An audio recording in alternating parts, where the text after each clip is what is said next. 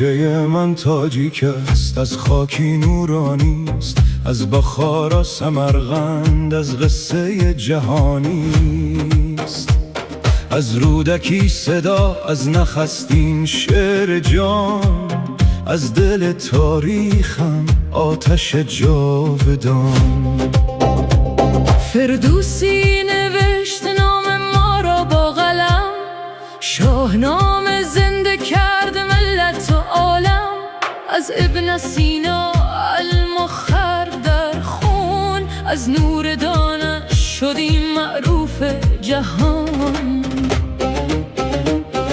ما از گذشتاییم، ما ریشه زمان، ما فرزند یک داستان جاودان. ریشه من تاجیک است، افتخار من است، از کوروش تا سامانی تاریخ من است. در رگ من جاری است نور 1000 سال. من تاجیکم، زنده ام، یک جهان بالا.